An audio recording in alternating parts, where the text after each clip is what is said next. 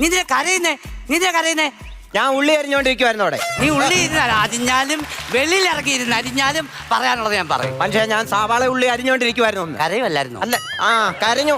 ജീവിതത്തിൽ ഞാൻ കരയത്തില്ല. നീ ഇവിടെ ഉള്ളി അരിഞ്ഞിരുന്നോ? നീ ഈ ലോകത്ത് നടക്കുന്ന സംഭവം എല്ലാം അറിഞ്ഞോ? കടലിൽ ഒരു കപ്പൽ മുങ്ങി. അപ്പൊ കണ്ടോന്റെ എല്ലാം തീരെ തടിയുവാ. കണ്ടവന്റെ അല്ല, കണ്ടെയ്നർ അടിഞ്ഞു കിടക്കുക. നിങ്ങൾ എന്തുവാ മനുഷ്യ ഇങ്ങനെ? നിങ്ങൾക്ക് യാതൊരു ഉത്തരവാദിത്വം ഇല്ലല്ലോ ഇവിടെ. എടി അതങ്ങ് പോട്ടെ. ഈ കപ്പല് ആർക്കെങ്കിലും പൈസ കൊടുക്കാനുണ്ടോ? എന്തിന്? പിന്നെന്തിനാ അത് മുങ്ങിയത്? ഞാൻ എന്തോലും വിളിച്ചു പറയും. നിങ്ങൾ ഈ പണിക്ക് പോകാതിരുന്ന് എന്റെ കുഞ്ഞുങ്ങളെ കാര്യം എങ്ങനെ നോക്കും? ഈ ടെൻഷൻ അടിക്കണ്ട. ടെൻഷൻ അടിക്കും ഞാൻ. എടി നിന്നെക്കാട്ടി ടെൻഷൻ അനുഭവിക്കുക ഞാൻ. അറിയാവോ എന്തിനാണോ? എടി 6 വാട്സാപ്പ് ഗ്രൂപ്പിന്റെ അഡ്മിനാ ഞാൻ. അറിയാവോ?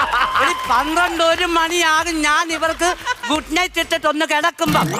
നീ പിന്നെ വെളുപ്പിനെ തുടങ്ങണം ഗുഡ് മോർണിംഗ്. ആരടിക്കും? എന്നെ കൊണ്ട് ഒന്നും പറയിപ്പിക്കരുത്.